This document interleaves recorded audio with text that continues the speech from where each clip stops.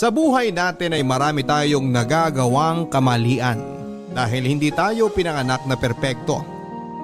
Kung minsan yung mga taong malalapit sa atin ang ginagawang instrumento para tayo magbago. Ikaw, naranasan mo na bang makarma at matuto mula rito? Kapag ang tao ay umiibig, pakiramdam niya ay nakalutang siya sa langit. Pero kapag nasaktan naman siya, daig pa niya ang bumubulusok pa ibaba sa lupa mula sa himpapawid. At kung hindi man ikamatay ng kanyang puso ang pagbagsak na yon, ang mga sugat namang dulot nito ay iindahin niya sa panghabang buhay.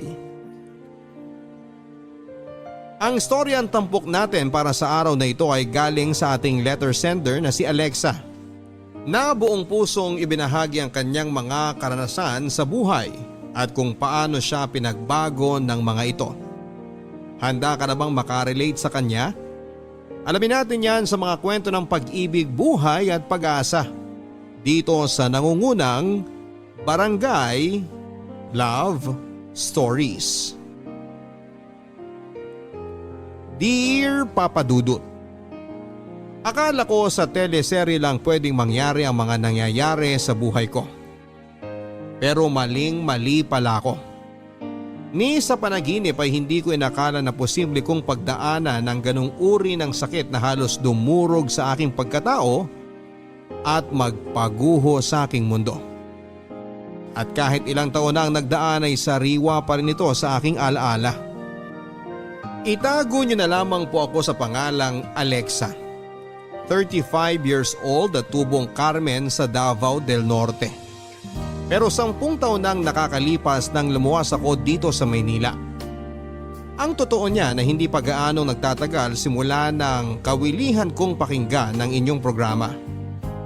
Pero walang araw simula noon na hindi ako nangarap na makapagpadala sa inyo ng sulat upang ibahagi ang kwento ng buhay ko. Ngunit bago ang lahat ay humihingi ako ng pangunawa sa ating mga kabarangay para sa ilang bahagi ng aking storya na merong sensitibong tagpo. Papadudot, noong nasa Davao pa ako, nagtatrabaho ako bilang supervisor doon sa isang malaki at pribadong kumpanya.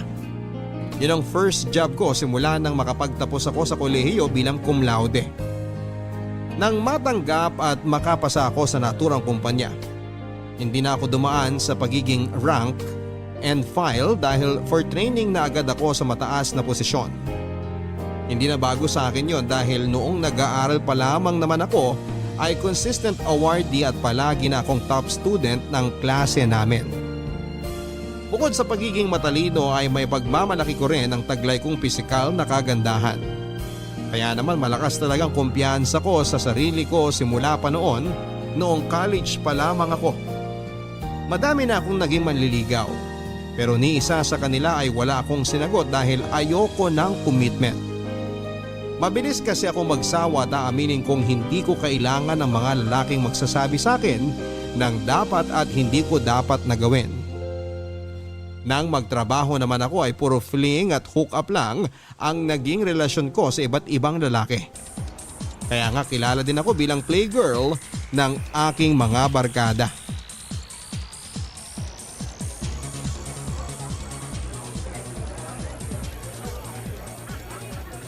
Mabuti naman nakipagkita ka na sa akin, no? Alam mo namang ikaw lang ang best friend ko tapos palagi ka pang busy these past few days. Sorry naman. Pero tama ka, busy nga ako masyado kaya naisip kong kailangan ko rin namang lumabas-labas. Kailan nga ba yung huling beses na nag-bar tayo? Sandali, meron pa ba tayong ibang kaibigan na darating? Wala na.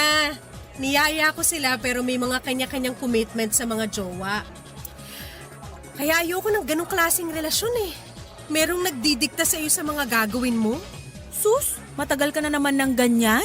Mas magugulat ako kung medyo lumihis ng konti ang filosofiya mo sa buhay tungkol sa pakikipagrelasyon. Aba, paano naman mangyayari yun? Pag nangyari yun, sigurado magiging napaka-boring ng buhay ko.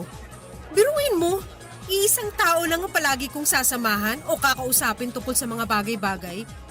Hindi ko alam kung handa na ba ako sa ganong relasyon kasi sa ngayon, nag-e-enjoy pa ako sa mga panandalian lang. Yun bang kapag napagsawaan ko na, pwede ko nang iwanan? Yun bang relasyon na walang halong feelings at commitment? Happy-happy lang. Ibang klase ka din talaga, no? Ewan ko ba, paano kita naging best friend? Mundo ang pagkakaiba natin pagdating sa pinaniniwalaan natin tungkol sa relasyon. Ang dami mo nang pinaiyak ng mga lalaki simula pa nung college and until now. Kakaiba ka talaga. Ikaw naman.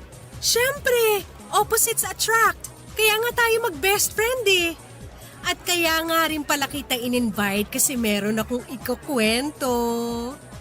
Huhulaan ko. Tungkol na naman yan sa bago mong fling o hook up, no?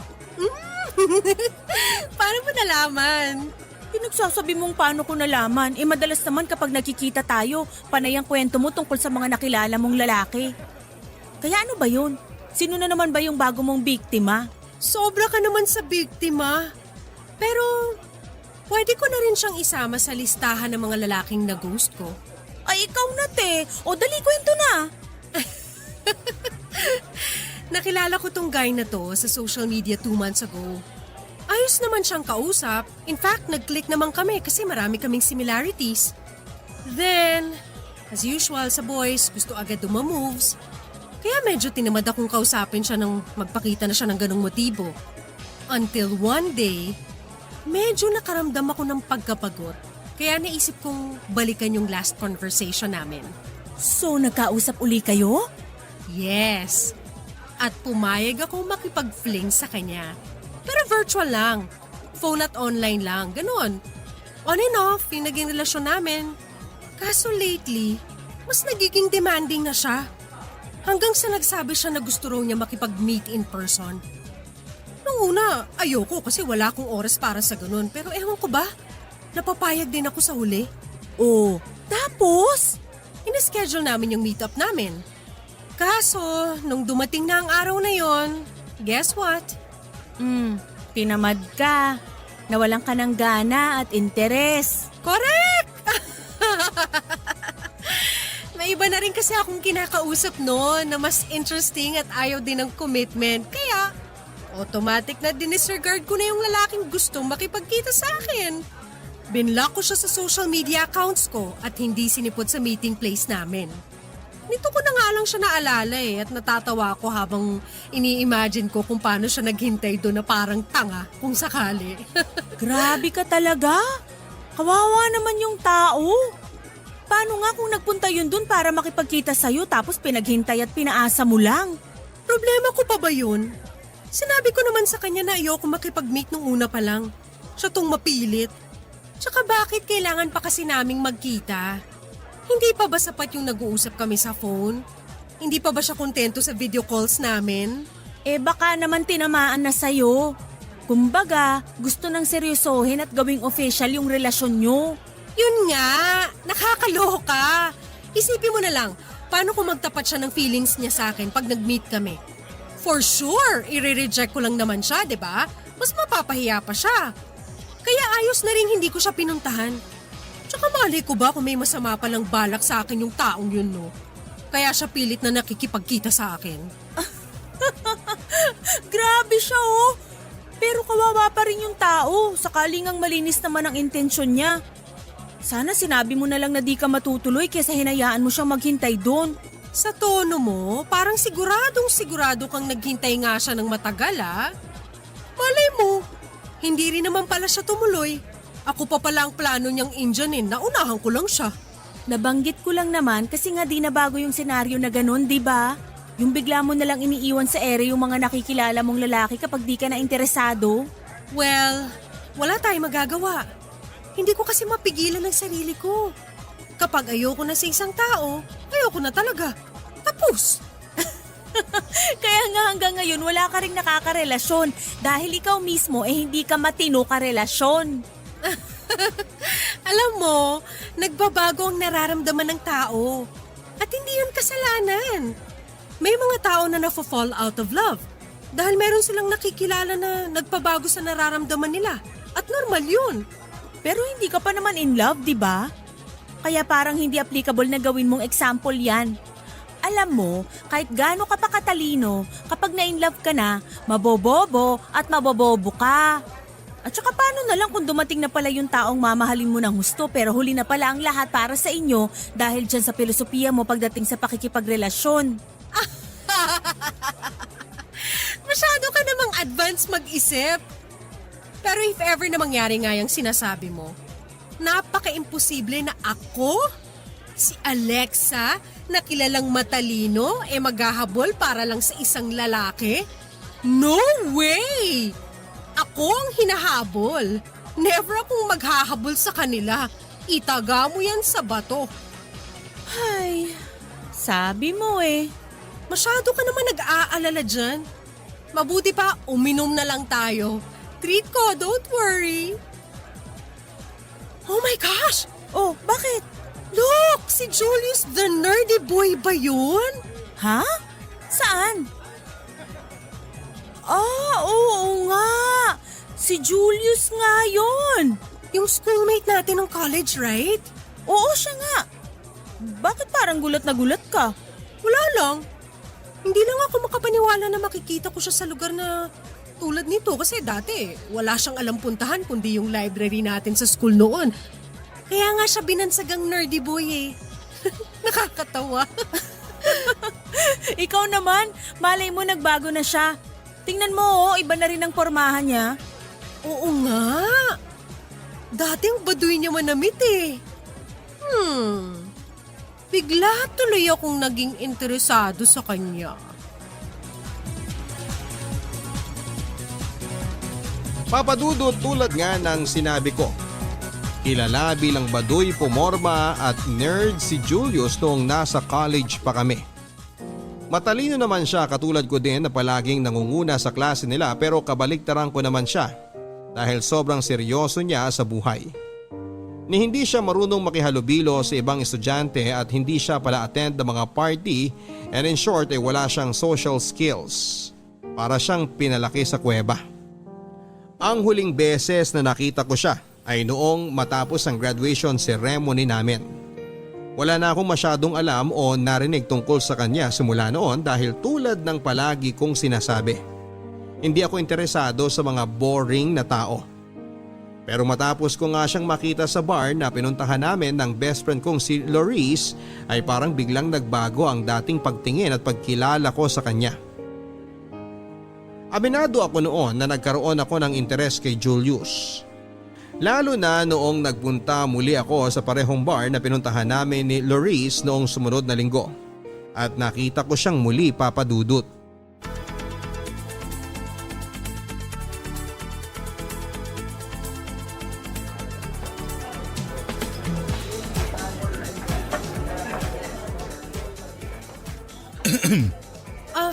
Hey! Hello, here. Binila kita ng drinks. I hope you like it. Thank you! Nag-abala ka pa? No big deal. I'm Julius. At ikaw naman si Alexa, right? Yeah? Hindi mo man lang ba tatanungin kung paano ko nalaman ang pangalan mo? Bakit pa? Mukha namang natatandaan natin ang isa't isa eh. So hindi na kailangan ng ganong intro. That's good to know.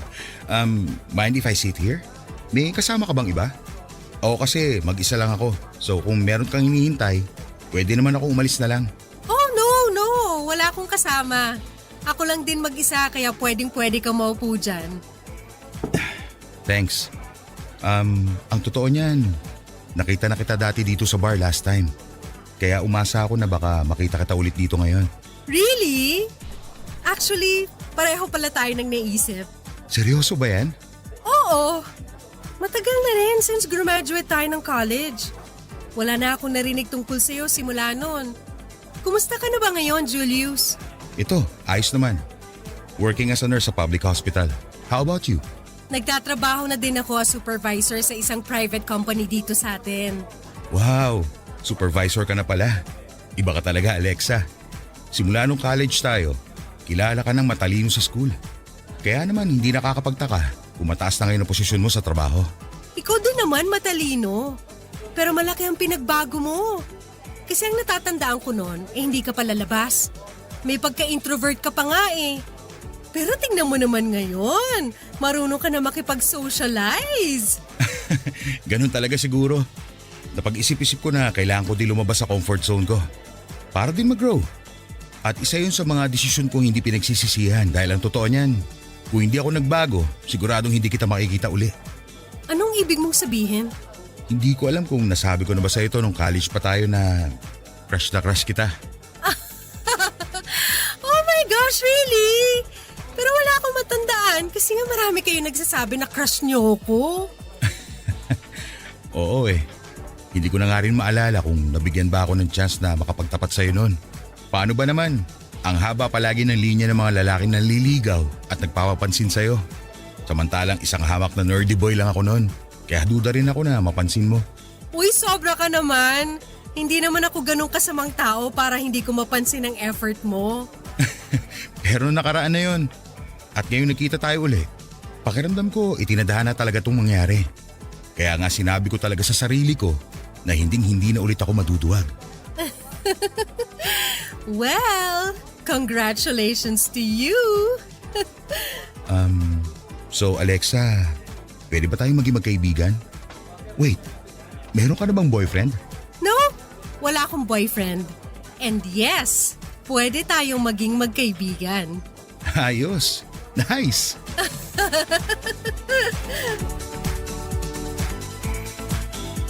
Papadudot na puno nga ng kwentuhan at maraming tawanan ang pagkikita naming yon ni Julius. At masasabi kong nag-enjoy talaga akong kasama siya. Na hindi ko na nga namalayan kung anong oras ba kami naghiwalay at bago umuwi ay nagsuggest siya na ihatid ako sa aking apartment. Bagay na hindi ko naman tinanggihan dahil ng araw na yon ay hindi ko dala ang kotse ko. Nagpalitan na rin kami ng numbers at nagfaluhan sa social media dahil malakas ang pakiramdam namin na hindi yon ang magiging una't huli naming pagkikita. Kahit ako sa sarili ko ay hindi ko rin mapigilang ma-excite sa mga susunod pa naming paglabas na hindi nga nagtagal ay nangyaring muli. Dumalas ang pagkikita at paglabas namin ni Julius, Papadudut. Hanggang sa formal na rin niya akong niligawan. Bagay na hindi ko tinanggihan pa. Pagkalipas lang ng ilang buwan ay sinagot ko na siya at opisyal na ngang naging kami. Oo, walang-wala talaga sa karakter ko ang pagpayag na magpaligaw kay Julius. Pero nang maging kami, pakaramdam ko noon. Naging totoo ang saya sa dibdib ko. Palibasa sa unang pagkakataon ay naranasan ko na ma-in love. Papadudot noon lang talaga ako na in love sa tanang buhay ko. Bagong-bago sa akin ang pakiramdam kasi hindi ako sanay na nananatili sa isang pangmatagalan at seryosong relasyon. Pero nagbago ang lahat nang muli kaming magkita ni Julius. Kahit na nakukornihan ako sa sinasabi niyang yon na baka raw itinadhana ang pagkikita namin, pagkalipas ng mahabang panahon ay parang gusto ko na ring paniwalaang totoo nga ang sinasabi niyang tadhana. Mabuti na lang pala na sa parehong pahina kami ng aming buhay nang muli kaming pinagtagpo. Tumagal ng 2 buwan ang relasyon namin ni Julius bago ko nabanggit sa best friend kong si Loris ang tungkol doon. Tulad ng inaasahan ko ay hindi makapaniwala ang kaibigan ko na magiging kami ni Julius at lalong higit na mas tumibay ang aming relasyon. Siyempre hindi mawawala doon yung tuksuhin niya ako na kinain ko daw ang mga sinabi ko na kahit kailan ay hindi ako papasok sa isang relasyon kung saan ay kailangan kong mag-commit at higit sa lahat ay hindi ako mai-in love. Aminado naman ako Papadudot na kinain ko ngang talaga ang lahat ng paniniwala ko pagdating sa pag-ibig. Pero kung para naman kay Julius ay masasabi kong worth it ang mga bagay na binago ko sa sarili ko.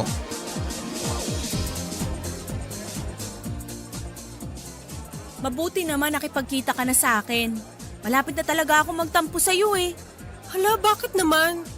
Paano? Nauubos na masyado ang panahon mo sa Julius na yan.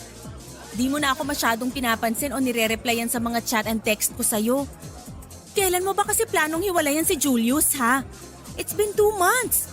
Usually araw o linggo lang ang tinatagal ng mga nakakarelasyon mo eh.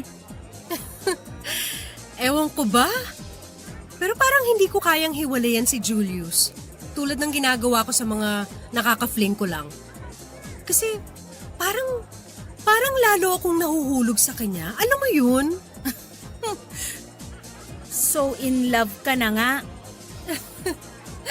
Siguro nga, kahit ako mismo nagugulat sa sarili ko kasi hindi ko akalaing may in love ako ng ganun kabilis kay Julius. Nakakatawa man pakinggan pero totoo. Halata naman eh. Pero di naman sa sinisira ko ang kaligayahan mo ha. Kaya lang, di ka ba natatakot? Natatakot saan? Na kapag hinayaan mo pa ang sarili mo na mahulog kay Julius, baka sa huli, magsisi ka. Magsisi ako? Anong ibig mong sabihin? Lasing ka na yata eh. Sira. Pero seryoso, concerned lang naman ako sa'yo bilang best friend mo. Ayoko namang matulad ka sa akin, nakaka-break lang sa boyfriend ko dahil nag-cheat sa akin yung gago. Hindi naman siguro gagawin ni Julius sa akin yun, no? Kasi pareho namin gusto talaga ang isa't isa. Ayoko lang dumating yung punto na masyado kang mabulag sa sinasabi mong pag-ibig para kay Julius at di mo na makita ang totoo. Ikaw din, baka di mo kayanin yung sakit. Ikaw naman? Masyado ka namang nega dyan. Ako, iiwan ni Julius? Aba, imposible mangyari yun, no? Tsaka kilala ko si Julius. Hindi niya ako lolokohin. Isa pa, gaya nga ng sinabi ko kanina, ramdam ko yung sincerity niya nang ligawan niya ako. Oo, medyo hindi pa nga kami nagtatagal simula nung maging kami, pero sapat ng dahilan yon para masiguro ko sa'yo na safe ako kay Julius. At kung iniisip mo na baka ako naman ang magloko, huwag ka mag-alala dahil nagbago na ako simula nung makilala ko siya. Kahit na sinabi ko noon na nakakabagot magstay sa isang relasyon na tulad ng sa amin ni Julius, pues, isa lang din ang masasabi ko ngayon. Ang sarap pala sa feeling ng in love. Yung bang may isang tao na nakakaunawa sa'yo, na nandyan parati sa tabi mo para pagandahin at pagaanin yung bawat sandali. Lahat ng yun na kay Julius na at wala na akong hahanapin pa. Kung sa bagay, totoo naman ang mga sinabi mo. Ibang-iba si Julius sa mga lalaki na kilala ko. Malakas ang pakiramdam ko na siya na yung binigay para sa akin eh. Nakakatawa talaga dahil akala ko sa mga teleserye ko lang napapanood yung ganito na may pinagtagpo at itinadhana. Meron din pala sa tunay na buhay. At nangyari yun sa aming dalawa ni Julius. Alam kong tungkol dapat sa kaibigan kong si Loris ang dahilan kung bakit kami nagkita ng gabing yon, Papa Dudut. Pero hindi ko napigilang ibida ang sarili kong kaligayahan sa kanya ng mga sandaling yon. Alam ko na bilang kaibigan ay dapat ay kino-comfort ko ang kaibigan ko sa breakup nila ng manloloko niyang boyfriend, kaya lang ay hindi yon ang nangyari. Magpapaalam na lang kami sa isa't isa para umuwi pero hindi pa rin ako matigil-tigil sa pagkukwento ng mga bagay tungkol sa akin at sa amin ni Julius. Kung gaano ako kasaya at gaano kasarap sa pakiramdam na ma-in love sa unang pagkakataon.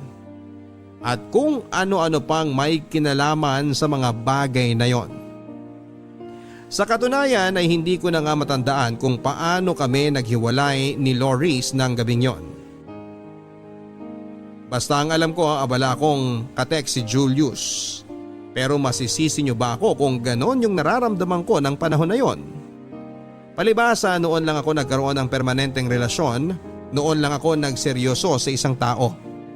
Kahit kailan ay hindi sumagi sa isipan ko na posibleng masira ang matibay na pundasyon ng aming relasyon ni Julius, Papa Dudut. Na kahit kailan ay hindi niya ako pagtataksilan tulad ng ginawa ng boyfriend ni Loris sa kanya. Malaki ang tiwala ko na magtutuloy-tuloy ang aming masayang pagsasama ni Julius bilang magkasintahan. Kaya hindi na rin ako nagdalawang isip na ibigay at ipagkatiwala sa kanya ang sarili ko. Hanggang sa nagbunga nga ang aming pagmamahalan. Pero ni sa panaginip ay hindi ko naisip na isa palang bangungot para kay Julius ang aking pagbubuntis.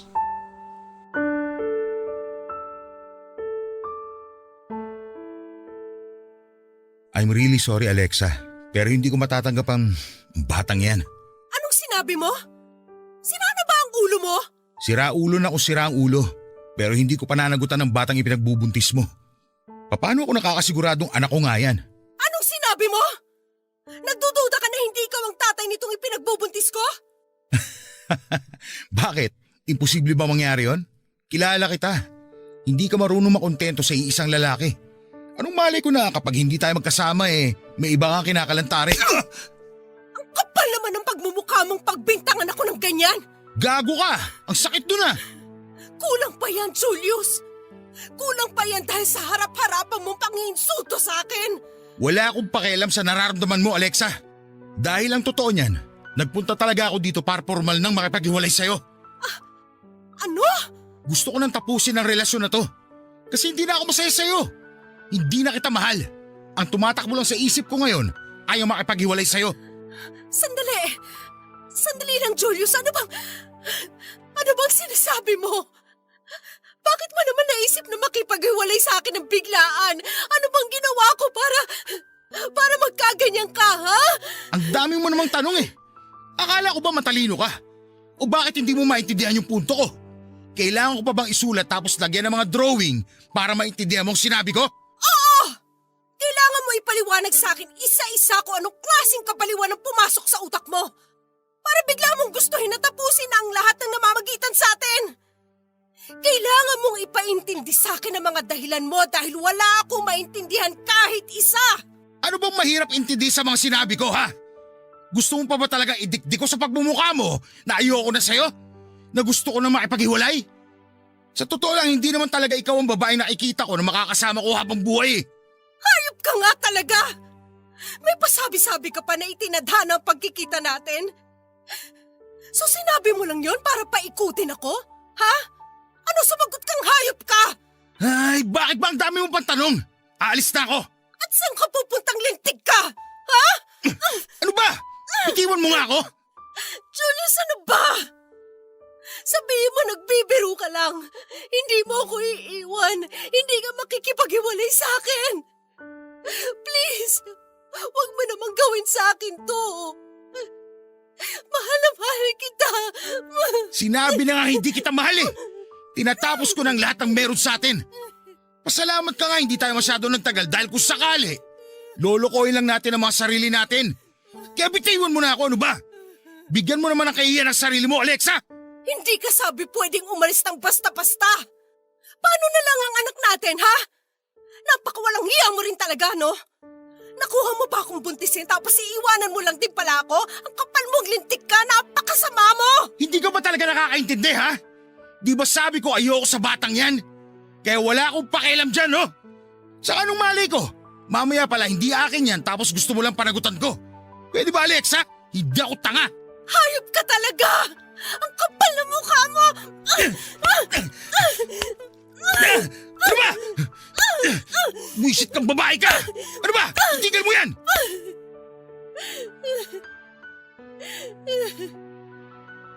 Ganun mo na lang ba kadaling ibasura ang lahat sa atin? Ano nang gagawin ko sa anak natin kung aalis ka, Julius? Sabihin mo, ano? Aba, malay ko sa'yo! Katawan mo yan! Ikaw ang magdedesisyon kung anong gusto mo gawin sa batang yan. Ipalaglag mo kaya para hindi mo na problemahin pa. Simpleng bagay pinapakomplikado mo. O kung gusto mo, pwede mo rin namang ibenta sa mag-asawang hindi magkaanak. Napakasama mong tao! Paano mo naaatim na sabihin yan sa sarili mo pang anak? Masahol ka pa kay Satanas! Ay, nako! Ang dami mo pang drama dyan. Basta, buo na ang desisyon ko. Hindi ko pananagutan ng batang yan dahil hindi ako kumbinsido sa akin nga yan. Pasensya ka na ha, pero nagbabago ang nararamdaman ng tao at hindi yung kasalanan.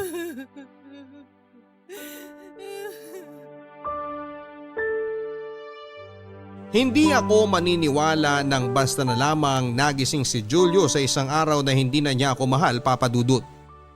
Nawala na siyang nararamdaman sa akin na basta na lang siya nakapag-decide na gusto na niyang makipaghiwalay at iwanan akong mag-isa matapos kong sabihin sa kanyang ipinagbubuntis ko ang anak namin. Sa totoo lang, kaya kong palagpasin ang harap-harapan niyang pangiinsulto sa akin Pero ang tanggapin na gano'n na lang niya kadaling itapon na parang basura ang aming relasyon ay kahit kailan ay hindi magiging madali, Papa Dudut. Nang sandaling yon akala ko ako na ang magiging pinakamasayang babae sa balat ng lupa, pero daig ko pa ang binuhusan ng malamig na tubig dahilan para ako magising sa masalimuot na realidad. Hindi na akong mahal ng lalaking mahal ko. Doon ko biglang naalala ang minsan naming napag-usapan ng best friend kong si Loris tungkol sa posibilidad na saktan ako ni Julius. At ayoko mang isipin na baka merong ibang tao o babae na sangkot sa biglaan niyang panlalamig sa akin at planong pakikipaghiwalay. Ay hindi ko pa rin napigilan ang isipan ko na magduda, Papa Dudut. Kaya naman upang makumpirma ang aking hinala, noong umalis si Julius sa apartment ko ay palihim ko siyang sinundan ang gabing yon.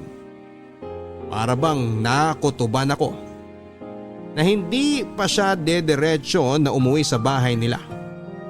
Alam kong parang tanga ang ginawa kong yon, pero hindi na ako nakapag-isip. Para ako na blackout noon, Papa Dudut. Nagpadala na ako sa bigat ng nararamdaman ko ng mga oras na yon.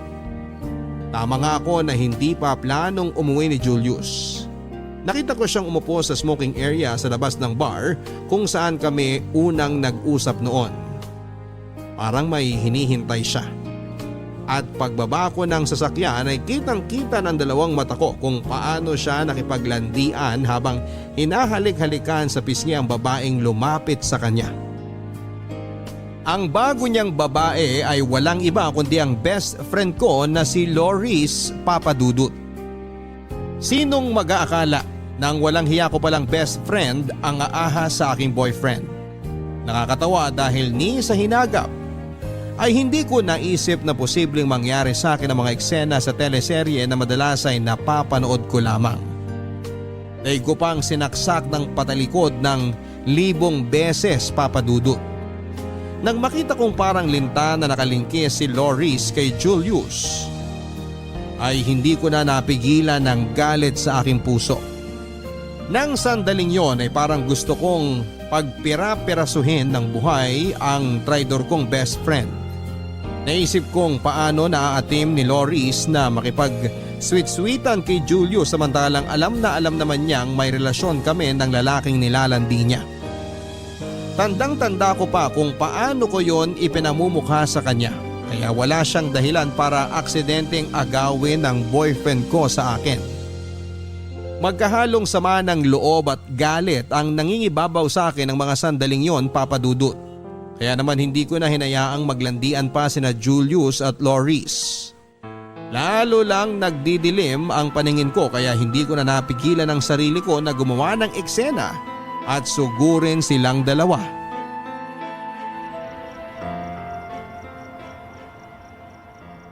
Ang kakapal ng pagmumukha nyo! Ha? Aray ko! Hayop kang lalaki ka! Alexa, ano ba? Kulang pa yan sa pagtataksil mong walang yaka! Anong pagtataksil? Hoy! Para sabihin ko sa'yo, hiwalay na tayo! Kaya huwag mo akong pinagbibintangan! Sira ulong to! Ang kapal ng mukha mong sabihin sa akin ang tungkol sa bagay na yan? Ito ba? Ito bang walang kwentang babaeng to ang dahilan kung bakit bigla ka na lang nang lamig sa akin? Ha? Siya ba? Alexa, ano ba? Nakakahiya, pinagtitinginan tayo ng mga tao. At ako ba talaga ang dapat mahiya dito? Hindi ba? Sa ating tatlo, dapat kayo ang mahiya at hindi ako? Sandali. Traidor kang hayop ka! Ha? Aray! Ano ba, Alexa? Nasasaktan Ano ba? Tumigil na kayo! Leche ka, Alexa! Lumayo ka na! Nasisiraan ka na talaga ng ulo, Alexa! Kulang pa nga yung pananabunod ko eh. Dapat sa iyong ahas ka ay kinakalbo. Ang kati mo rin no? Paano mo nagawang akitin si Julius, ha? Samantalang alam mo naman kami, di ba? O baka naman nagbibingi-bingihan ka lang nung nagkukwento ako sa iyo kung gaano kami kasaya at kaperpekto para sa isa't isa. Ano? Para sabihin ko sa'yo, una ko nagustuhan at minahal si Julius. Anong sabi mo? Siguro nga panahon na para malaman mo ang totoo, Alexa. College pa lang tayo, in love na ako kay Julius. Akala ko nung una mawawala din ang pakiramdam kong yon. Lilipas din. Pero nung muli kaming magkita, bigla na lang bumalik lahat ng nararamdaman ko para sa kanya na akala ko matagal nang patay. Kaya ba nang malaman mong naging kami ni Julius, nainggit ka? Nagkataon namang nagkalabuan kayo ng ex-boyfriend mo, kaya mo nilandi ang boyfriend ko? Aba, magaling ka rin talagang ahas ka, no?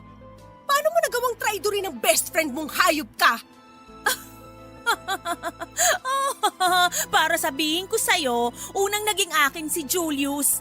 Tsaka noon pa man, wala ka nang pakialam sa kanya, di ba? Bigla ka na lang nagka-interest dahil hindi na siya katulad ng dati.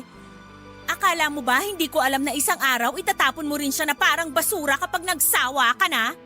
At para sabihin ko sa'yo, matagal nang tapos ang pagkakaibigan natin. Hindi ko nga alam sa sarili ko kung bakit pa kita sinasamahan samantalang wala naman akong napapala sa'yo eh. Napaka makasarili mo, Alexa. Wala kang bukang bibig kundi kung gaano ka kagaling at katalino sa lahat ng bagay. Puro na lang ikaw, ikaw, ikaw. Paano naman ako? Si Julius na lang ang meron ako, hayop ka. Pati ba naman siya kinuha mo pa? Aba, kasalanan ko ba kung sa ating dalawa mas nakakalamang ako? Ako ang pinakamaganda, matalino at sikat sa mga lalaki? At ikaw, palaging huli. Hindi magaling sa mga bagay-bagay at higit sa lahat, pangit! Nakakaawa ka, Loris. Nakakaawa ka. Kahit anong sabihin mo, ikaw pa rin ang iniwan sa atin. Ikaw ang mas kawawa. Dahil ahas ka! Mga agaw! Traidor! Malandi! Higad! Pwede ba Alexa tumigil ka na? Walang inagaw si Loris sa'yo. Ako ang kusang pumili sa kanya dahil noon pa man siya na gusto ko at hindi ikaw. Anong sinabi mong demonyo ka? Gawa-gawa ko lang naman kung ano mga sinabi ko sa'yo nung magkita tayo eh. Na mahal kita, gusto kita at itinadhana ang pagkikita natin. Ang totoo niyan, diring-diri ako sa'yo at ayoko mapalapit sa'yo, Alexa. Pero lahat ng yun, tiniis ko para sa kuya ko. Kuya mo? Natatandaan mo ba yung lalaking nakilala mo noon sa social media? Yung naka-fling mo? Kuya ko yon, Alexa. Nag-iisang kapatid. Pero salamat sa'yo dahil patay na siya ngayon. Simula nung paasahin mo siya tindi si puti sa lugar na pinagkasunduan nyo, nasaktan siya ng husto. Simula nung maglaho ka na lang na parang bula sa buhay niya, matapos ang lahat-lahat, nawala na siya ng gana magpatuloy pa. Isang araw, nagsimula na siyang hindi kumain. Nasundan pa yun ng nasundan hanggang sa tuluyan na siya ng hina. Nagkaroon din siya ng iba pang sakit na dahilan para bumigay ang puso niya. Alexa, namatay ang kuya ko dahil sa'yo. Kasalanan mo kung bakit nawalan ako ng kapatid. Kaya masahol ka pa sa demonyo. Kaya ba pinlano mong mapalapit sa akin? Para ipaghiganti ang kuya mo? Salamat na lang kay Loris dahil nalaman ko na ikaw ang walang yang babaeng hindi sumipot sa pagkikita niyo ng kuya noon. At hayop ka din, no? Ibinida mo pa talaga ang ginawa mo. Tao ka pa ba? Kaya simula nun, para makapaghiganti ako, sinubukan kitang paikutin. At mukhang nag-work naman dahil in love ka na sa akin. Nagtagumpay ako sa plano ko. Nasaktan ka. Naiwan ka na lang din basta-basta katulad ng ginawa mo nun sa kuya ko. Napaasahin kami forever tayo pero umasa ka lang sa wala kasi suka-suka talaga ako sa'yo. Hindi kita minahal. Hindi kita mamahalin kahit kailan. Si Loris lang ang mahal ko. Siya ang gusto kong makasama at hindi ang katulad mong kampo ni Satanas. Walang niya ka! Ikaw ang demonyo sa ating dalawa! Niloko mo ko! Pinaglaruan, pinaasa! Masahol ka pa sa hayop!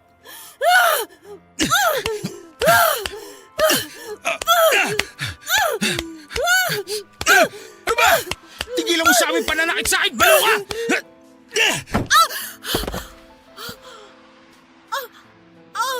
Aray! Dugo! Hayop ka, Julius! Anong ginawa mo sa anak natin? Ang baby ko! Ang baby ko!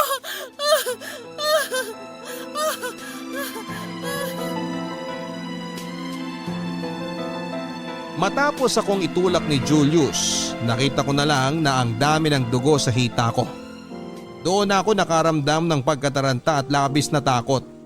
Hindi para sa sarili kong kaligtasan kundi sa buhay ng 2 linggo ko pa lamang na baby. Tandang-tanda ko pa kung paano nagkaroon ng komosyon sa naturang bar kung saan kami gumawa ng eksena.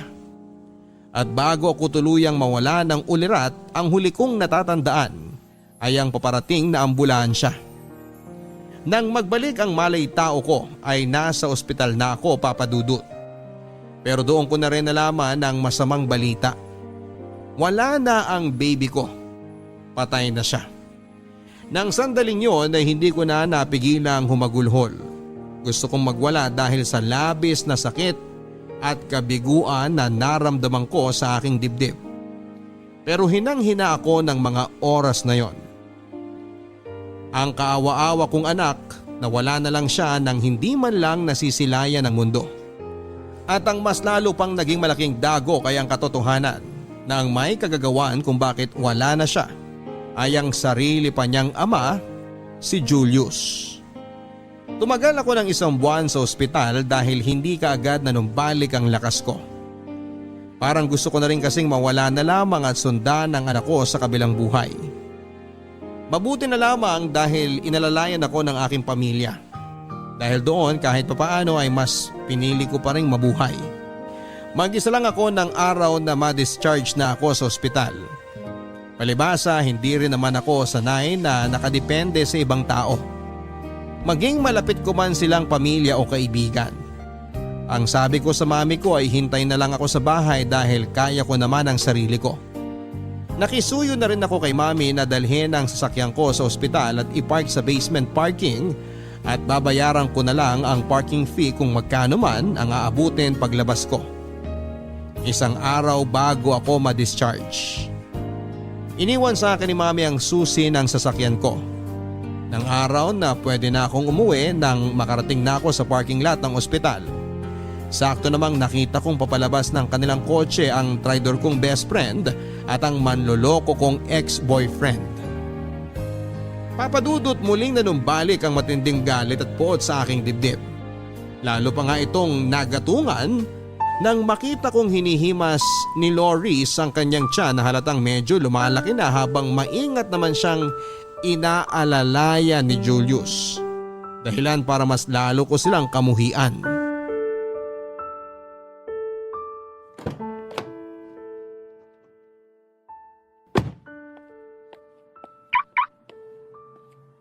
Wow naman! Wow talaga! Alexa, anong ginagawa mo dito? Nagulat ka ba, Loris? Bakit? Akala mo ba ikinamatay ko na yung pagkakalaglag ng anak ko? Pwes, para sabihin ko sa inyong dalawa, oo, kamuntik na. Pero tingnan niyo naman ako ngayon. Buhay na buhay. Malakas at masayang-masaya makita kayo na magiging isang buong pamilya. Pwede ba, Alexa?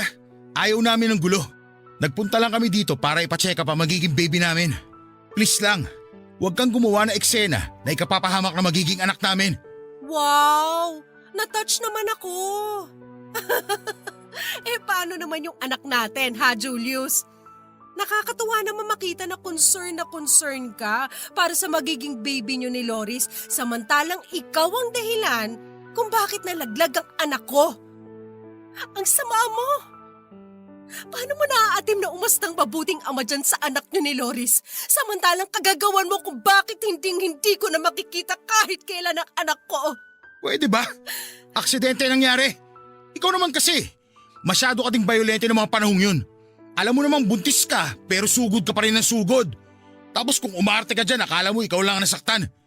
Hoy Alexa, grabing pasa, kalmot at sugat din kaya ginawa mo sa akin. Pati na kay Loris. Pasalamat ka nga at hindi kami nagsampa ng reklamo laban sa'yo eh. Kung makapagsalita ka, akala mo ikaw ang biktima. Naririnig mo ba ang mga sinasabi mo, Julius? Nag-iisip ka ba talaga? Hindi ka man lang ba nanghihinayang sa lahat ng pinagsamahan natin? Tayo dapat ang magiging isang masayang pamilya. At hindi kayo ni Loris. Tayo dapat yon gaya nung ipinangako natin sa isa't isa.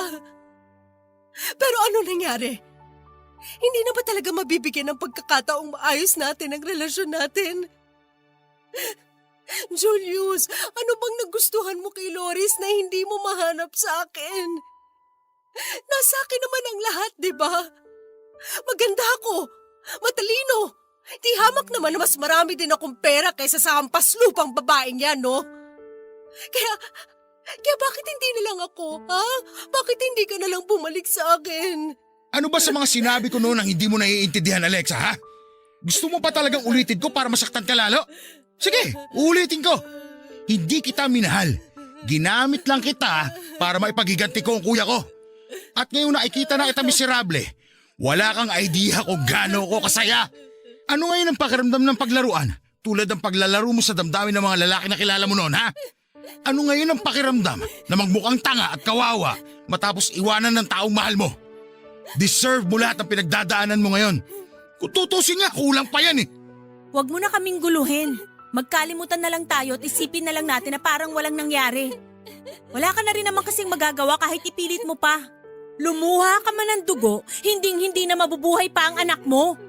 Kailangan mo na talagang tanggapin na hindi ka na magkakaroon ng anak pa kay Julius dahil siya nang magiging tatay ng anak ko.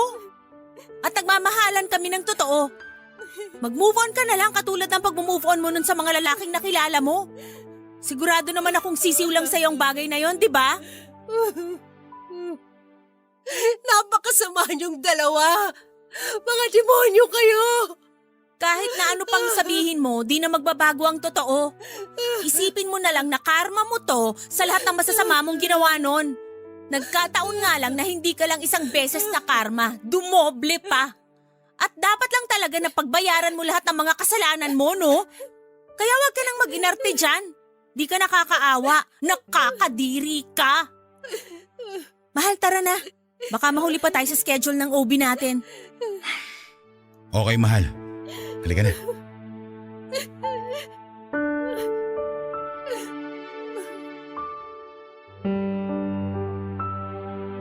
Luhaan akong iniwan ni na Julius at Loris ng sandaling yon, Papa Dudut.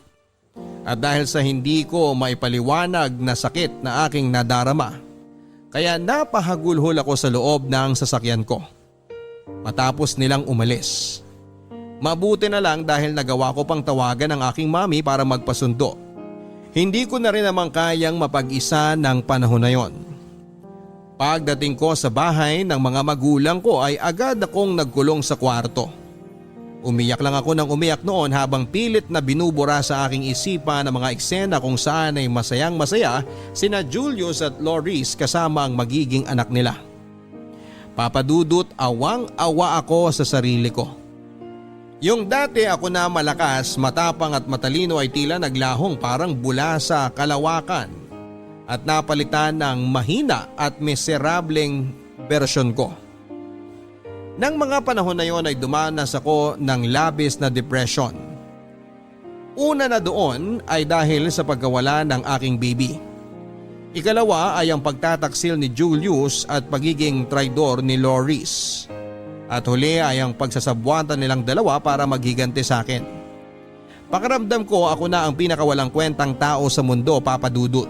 Dahil kung totoo man ang doble karmang sinasabi ni Loris ay parang sobra-sobra naman yatang sakit ang ganti sa akin ng tadhana. At dahil nga sa hustong kalungkutan, matinding kapighatian at pagiging kaawa-awa na aking naramdaman, kaya naman tinangka kong tapusin na lamang ang aking buhay. Papadudot, alam kong malaking kasalanan sa Diyos ang kitlin ko ang sarili kong buhay sa pamamagitan ng pag-inom ng gamot hanggang sa ako ay ma-overdose. Pero desperado na kasi ako.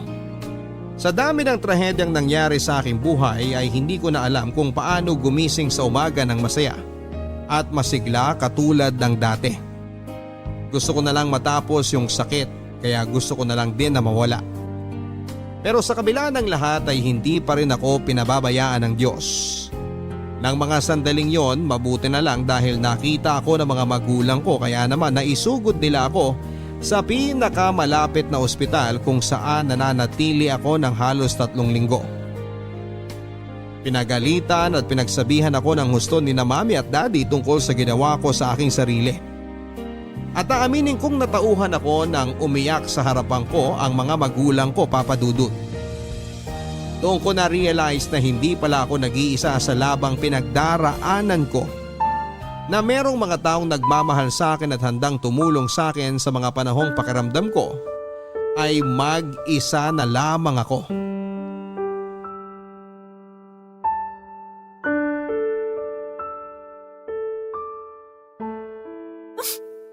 Anak, kung nabubuhay ka lang ngayon, sana palagi kitang nayayakap kapag ganitong malungkot ako. Alexa, iha, tinitignan mo na naman ang mga gamit ng baby mo. Hindi ko kasi mapigilan, Mami. Pakiramdam ko kasi kapag hinahawakan ko ang mga damit niya, buhay na buhay siya. Kapag nandito ako sa dapat na magiging kwarto niya, feeling ko hindi talaga siya nawala. Naiintindihan ko, anak. Nag-aalala lang kasi ako sa'yo dahil baka sumama na naman ang pakiramdam mo. Alalahanin mo, kagagaling mo lang sa trangkaso. Baka mapinat ka. Ay, alam ko naman po yun, kaso hindi ko po talaga mapigilan ang sarili kong pumunta dito sa kwarto niya. Okay, pero maya-maya ay kailangan mo na rin magpahinga, ha? Huwag nang matigas ang ulo mo. Si Mami talaga. Kung umasta, para namang baby pa ako. Malaki na kaya ako. Tignan niyo, may apo na nga kayo dapat sa akin eh. Alexa, anak. Alam kong sobrang sakit pa rin sa'yo nang nangyari, lalo na para sa una mong baby. At maniwala ka dahil nasaktan din kami ng husto ng daddy mo. Alam mo ba, nung nalaman nga namin na magkakaapo na kami, napatalon pa sa tuwa ang daddy mo. Talaga po, Mami? Oo. Tapos, ibinida na niya sa mga katrabaho niya na magiging soon-to-be lolo na siya. Kaya nga nung mawala yung baby mo, naapektuhan din siya. Kami. Pero anak, noong ikaw naman ang kamuntik nang mawala sa amin ng daddy mo, halos gumuho ang mundo namin. Alexa, alam namin na masakit at masalimuot ang mga pinagdadaanan mo. Pero nandito lang naman kami ng mga magulang mo para samahan ka eh. Kapag nararamdaman mo na parang gusto mo nang ulit sumuko, katukin mo lang kami sa kwarto. Makipagkwentuhan ka sa amin. Huwag na huwag kang mahihiya. Kahit pa sa kalagitnaan ng tulog namin, walang problema. Kung malungkot ka o gusto mong may mapagsabihan ng problema mo, pwedeng-pwede mo kaming iyakan gaya nung bata ka pa sa tuwing may umaaway sa'yo. Nandito kami lagi para sa'yo, anak. Alam ko naman po yun, Mami eh. Kaya nga nagpapasalamat ako sa inyo ni Daddy dahil nasa tabi ko kayo. Kung wala kayo, baka wala na rin po ako. Mahal na mahal ka namin ng daddy mo. At hindi magbabago yun. Tandaan mo yan, anak. Kahit na pinalaki ka naming matapang, matalino at independent, palagi pa din kaming nandito ng daddy mo para sa'yo. Hanggat buhay kami, huwag kang magdadalawang isip na lumapit sa amin. Maraming salamat po sa lahat ng mga sinabi niyo sa akin, Mami. Ang totoo niyan, hindi ko po talaga alam ang gagawin sakaling wala kayo ni Daddy sa tabi ko. Hindi ko alam kung paano magpapatuloy at kung paano haharapin ang buhay. Maraming salamat po dahil hindi rin kayo nawala kahit na pakiramdam ko mag-isa na lang ako. Aba, syempre naman no. Gusto pa namin ng daddy mo na makita at makasama ang mga magiging apo namin sa iyo pagdating ng araw. Sa ngayon, mananatiling ikaw pa din ang baby namin. Puro ka talaga biro, Mami. Sinabing malaki na ako eh, hindi na ako bata. Basta kahit magkauban ka na, baby pa rin kita.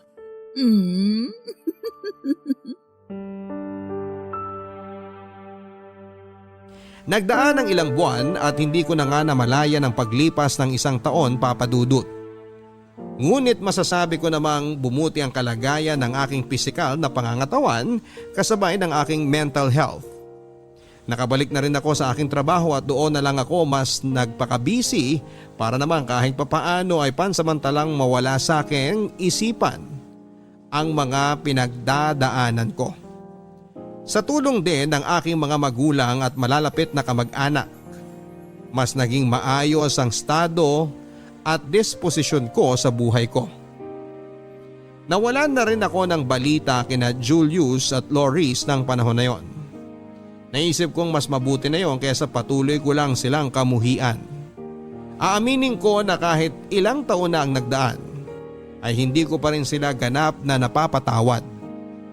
Pero buo pa rin ang pag-asa ko na darating ang panahon kung kailan tuluyan na ring mawawala ang galit na nararamdaman ko sa aking puso para sa kanila. Pero iba rin maglaro ang kapalaran, Papa Dudut. Kung minsan hindi talaga pwedeng maging kampante dahil palaging nangyayari ang hindi inaasahan. Tulad ng muling pagkukrus ng landas namin ni Julius sa dating bar kung saan kami muling nagkita at unang nag-usap noon.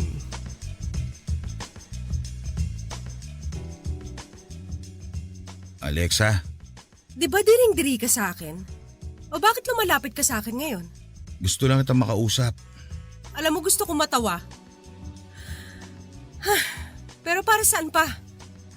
Natatandaan mo pa ba na sa lugar na to tayo nagkita ulit pagkatapos nating graduate? Tapos pagkalipas ng isang taon, nandito na naman tayong dalawa. Yung totoo, Julius, parte ba to ng may sadimonyo mong plano? At saka, nasaan ang traidor kong kaibigan? Baka naman mamaya bigla siyang lumitaw sa kung saan para sugurin ako o saktan, ha? Ngayon palang binabalaan ko na kayo. Ipapupulis ko kayo talaga. Alexa, please. Huwag ka mag-alala. Wala dito si Loris. Hindi ko siya kasama. Actually, matagal na kaming hindi nagsasama. At gusto mong paniwalaan ko mga sinabi mo? Pwede ba? Kayo pang dalawa ni Loris hindi magkasama? Pareho kayo mga tanga? Totoong sinabi ko. Hiwalay na kami. Halos 6 na buwan na rin. Ha! Wow naman! Bago sa pandinig ko yun, ha? Samantalang nung una halos kambal tuko kayong di mapaghiwalay. Tapos ngayon bigla mo na lang ibabalita sa akin ang tungkol sa bagay na yan? Bakit ano bang inaasahan mong marinig mula sa akin? Pues kung gusto mong malaman kung masaya ba ako dahil mukhang wala din kayong forever, sige, aaminin ko, masayang masaya ako. Sa sobrang saya ko, parang gusto kong ilibre ang lahat ng taong nasa bar na to. I'm really sorry sa mga kasalanang nagawa ko sa iyo noon at sa anak natin. Pwede ba? Kung kailan naman hindi ko na kailangan ng paghingi mo ng tawad, tsaka mo naman sasabihin yan? Ano ba to, lokohan? Pwede ba, Julius? Umalis ka na lang. Ayaw kitang kausap. Please, makinig ka muna sa akin oh. Nagsisisi ako sa mga kasalanang ginawa ko sa iyo noon. Na-realize ko na maling-mali na sinaktan kita at pati na din ang baby natin. Siguro nga pinarusahan din kami ni Loris dahil sa mga hindi magandang ginawa namin sa'yo. Anong ibig mong sabihin? Masyadong biglaan ang mga pangyayari. Akala namin okay yung baby pero nagkaroon ng komplikasyon hanggang sa ipanganak siyang premature ni Loris. Ni hindi nga inabot ang 1 buong araw yung anak namin at kaagad din binawian ng buhay. Ang sakit-sakit palang mawala ng anak habang buhat-buhat mo to. Pagkatapos mawala ng anak namin, nagsimula na rin maging kakaibang asal ni Loris. Bakit ano nangyari? Naging baliw na siya, Alexa. Naging siraulo. Hindi na siya yung babae na gustuhan ko. Minsan nakikita ko na lang siya nakatulala at nakatingin sa malayo. O kaya nagsasalita na mag-isa na akala mo may kausap. Naabutan ko pa nga siya na kinakanta yung manika sa bahay na binili namin para sana sa magiging baby namin. Alexa, pinipilit niyang yun daw ang anak namin. Ano ba naman yun? Kung hindi ba naman siya isa't kalahating baliw, hindi ba? Ikumpara ba naman yung anak namin doon sa manika? Kaya yun, para matigil na siya sa kabaliwan niya, ipina-admit ko siya sa isang mental institution. Doon siya nararapat, kasama yung mga kapwa niyang sintu-sinto. Ano? Nagawa mo yun sa nanay ng anak mo? Tao ka pa ba? Bakit? Para naman sa kanya yung ginawa kong yun ah. At least hindi siya nag-iisa sa kabaliwan niya. Ang totoo niyan, Alexa, pagkatapos siyang mawala sa buhay ko, may isa pa akong na-realize. Na ikaw pala talaga ang mahal ko.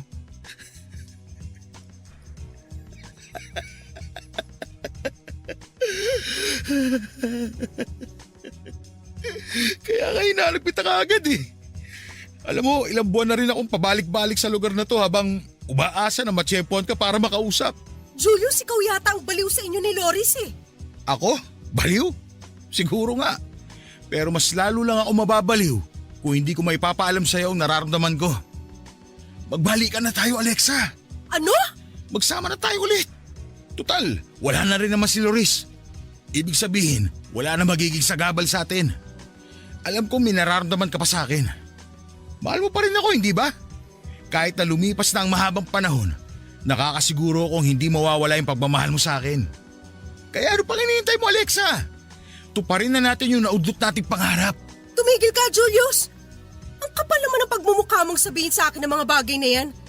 Alam mo kung anong nararamdaman ko para sa'yo ngayon? Pandidiri, galit at matinding puot.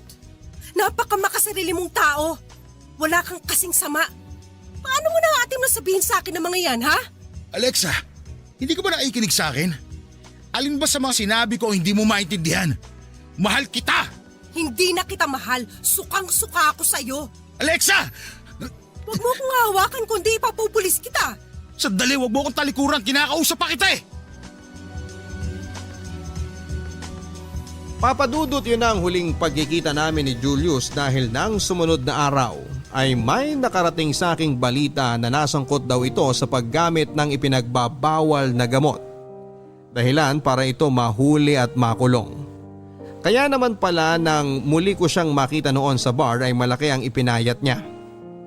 Bukod doon ay tila naapektuhan na rin ng droga ang kanyang pag-iisip at pagsasalita. Samantalang si Loris naman ay halos ilang buwan na ring naka-admit sa isang mental institution ay biglang hindi na lang nagising isang araw. Ang sabi ng doktor ay inatake daw siya sa puso habang natutulog. Muling nanumbalik ang sakit at lungkot sa kalooban ko dahil sa biglang pangyayari. Nasangkot ang mga taong naging bahagi ng buhay ko, mabuti man o masama. Muling naapektuhan ang aking mental health kaya naman minabuti ng mga magulang ko na umalis kami sa Davao. Noon din ay lumuwas nga kami pa Maynila. Simula noon ay wala na akong narinig tungkol kay Julius. Mas pinili ko na lang din na kalimutan siya, papadudot. At nangako ako sa sarili ko na mas magiging matatag sa panibagong buhay ko. Sa tulong ng Diyos at ng mga taong totoong nagmamahal sa akin, muli akong nakabangon, papadudot. Nangako ako sa aking sarili na balang araw ay muli akong iibig sa sandaling makatagpo ako ng lalaking mas may malinis na intensyon at mabuting budhi na siyang makakasama ko habang buhay. At mulit-muli ay hindi naman ako binigo ng Diyos nang ibigay niya sa akin si Roger. Sa ngayon ay meron na kaming isang anak na lalaki at kasalukuyan ko namang ipinagbubuntis ang aming baby girl. Kahit na maraming pagsubok ang buhay, hindi ko kahit kailan naramdamang mag-isa kong hinaharap yon, papadudot. Dahil hindi lang ang mga magulang ko ang aking naging sandalan, meron na rin ako ngayong mabuting asawa at mga anak. Sa huli ay natutunan ko na yung mga mahalagang bagay sa buhay tulad ng pag-ibig, kaligayahan at kapayapaan ay hindi basta-basta dumarating. Dahil ang mga yon ay unti-unti nating binubuo sa ating puso para maibahagi natin sa iba. Kaya nga importante na mabuti ang ating intensyon upang mabuti rin ang karmang bumalik sa atin. Alam kong medyo masalimuot ang mga pinagdaanan ko. Kaya naman para makabawas sa bigat na nararamdaman ko sa dibdib ay ibinahagi ko ang aking kwento. Maraming salamat po sa pagkakataong mabasa ninyo ang sulat ko, papadudot, at sana ay merong na-inspire at may natutunan sa aking kwento, papadudot. Ang inyong forever kapuso at kabarangay, Alexa. Ang pagiging mabait at mabuti ay magkaibang bagay. Ang mabait ay yung oo ka lang ng oo sa ibang tao dahil ayaw mong masaktan sila sakaling tanggihan mo ang gusto nila. Ang pagiging mabuti naman ay yung hindi ka agrabyado at wala kang inaagrabyado. Napakinggan natin ang storya ng letter sender natin na si Alexa na sa buhay mahalaga po ang magkaroon ng mabuting intensyon sa ating kapwa. Dahil ayon nga sa lumang kasabihan, kung ano ang ating itinanim, yun din ang ating aanihin. Kung gumawa tayo ng masama sa ating kapwa, masamang karma din ang babalik sa atin. At kung mabuti naman, umasa tayo sa mabuting karma. Pero sino ba naman sa atin ang hindi nahihirapang magpakabuti? Hindi ba? Bagay na pwede nating matutunan paunti-unti gaya ng pinatunayan sa atin ni Alexa. Kahit na masalimuot ang buhay, marami pa rin namang magagandang pangyayari. Kahit na malungkot, meron pa rin namang masaya. Habang buhay tayong magmahal, ang pagpapaalam naman ay gawin lang natin ng sandali. Hanggang sa muli mga kapuso, ako po si Papa Dudut sa mga kwento ng pag-ibig, buhay at pag-asa. Dito sa Barangay Love Stories #1. Mga kwento ng pag-ibig, kwento ng pag-asa at mga kwento ng buhay dito sa Barangay Love Stories. Love Stories. Forever! Forever!